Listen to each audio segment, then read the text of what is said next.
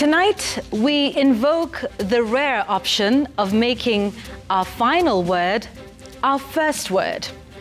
And a joint one it is because collectively, we are as alarmed as the magistrate was earlier today with what she described as a, quote, well-choreographed acquittal.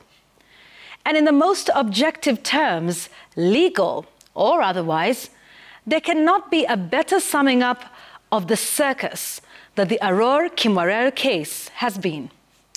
Now, the collapse of the Aror Kimwarer corruption case and the acquittal of all the suspects indeed signs of a scrappy year for Kenya's hot and cold and even feeble war on official corruption. The Aror Kimwarer corruption case, which had begun with the promise of fire and brimstone, has ended in a whimper and is on course to enter history books as the grandest prosecutorial disaster in Kenya. From numbers to optics, the collapse of the Aror Kimwarer case becomes another signature catastrophe for public accountability and the so-called war on official corruption.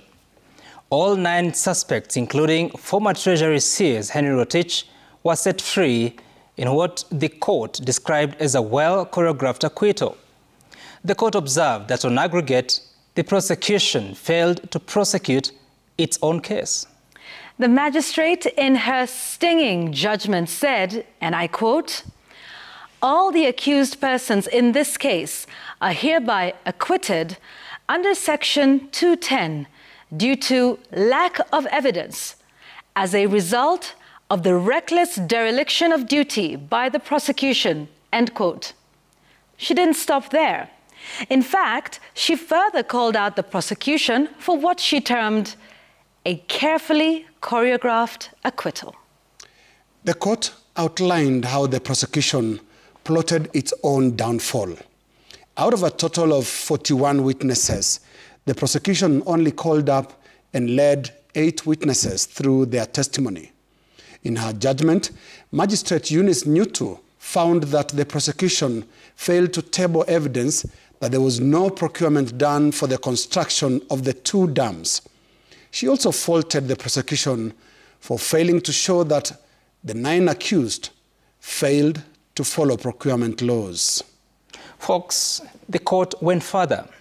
It has called for the need to check the conduct of the Office of the Director of Public Prosecutions for seemingly commencing cases that it apparently has no intention to pursue to conclusion. The magistrate's observations have been consistent. In September, she declined to adjourn the case by people she called, quote, faithless officers, seeking an adjournment leading to what she called the waste of precious judicial time. At the time, she directed the prosecutor to continue with the case. And even after being compelled to do so by the court, the prosecutor did not pose any questions to the 4 witnesses who had in fact been brought to court under a warrant of arrest. Over 10 witnesses were discharged that month without giving testimony in court.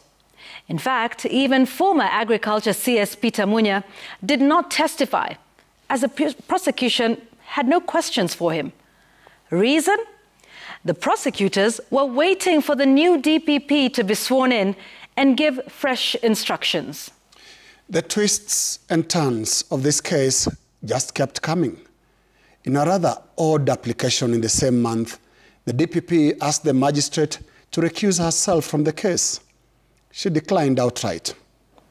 With several such peculiar developments in the trial, it comes as no surprise that the magistrate today declared that her ruling shall be placed before the Attorney General and the National Council of Administrative Justice with a view of sparking a conversation on legal reforms around this issue.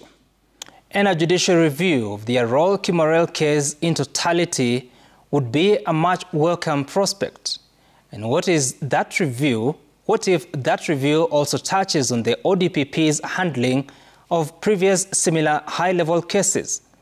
In November last year, for instance, the Director of Public Prosecutions withdrew charges against the Deputy President, after the investigating authorities claimed that they were still conducting investigations.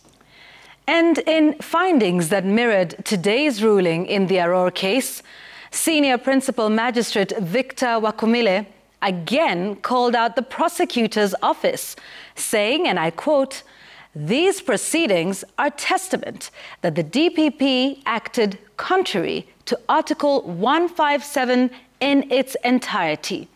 Plea taking is not a simple event. It leads to denial of liberty, public ridicule, stress, which may lead to unnecessary loss of lives," end quote. And once again, the issue of political pressure was inferred. The investigator saying that he was working under intense pressure. Now, the same pressure that supposedly led the DPP to withdraw 8 high-profile corruption cases, all involving highly connected political individuals in a span of just 8 months. Folks, the fight against official corruption is officially on the back foot, and the weak link is no longer a subject of guessing games. You know it, I know it, and everybody knows where the weak link lies tonight.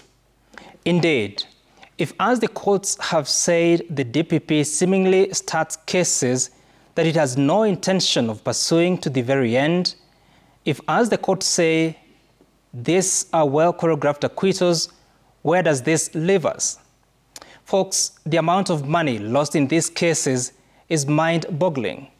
7.3 billion shillings in the case against the Deputy President, 11.3 billion shillings in the 8 cases that were withdrawn a year ago, and 63 billion shillings in the Arol Kimorel Dams case.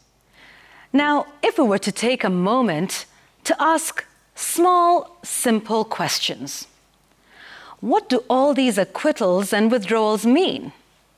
Does it mean there was no money lost? Does it mean there was no flouting of laws? No breach of trust of public office holders? And what happens to the billions of shillings lost and the people of Kenya that lose out on basic services as a result of projects and resultant services not provided? What happens to the taxpayers who faithfully pay their rather high taxes that are then misappropriated? Let us face it, fellow Kenyans. On the so-called fight against official corruption, we are living a cruel lie.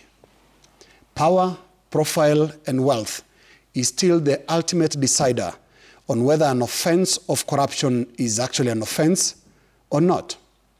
The Aror Kimorel case marks the final surrender document for the Office of the Directorate of Public Prosecutions, which, as we have pointed out here before, has been on the run for some time now.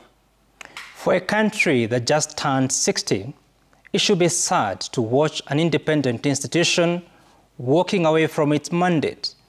It should also be worth a troubled night for the country that the criminal justice system looks decisively lopsided, complete with categories of crimes that can be prosecuted, like theft of chicken, and crimes that cannot be prosecuted, like multi-billion corruption cases. A night of reflection, this begs. But hey, Kenya has a beautiful, robust, and progressive constitution. And good constitutions can fix many things, especially of a legal and administrative kind. But we know not of a constitution that can cure moral cowardice. The News Gang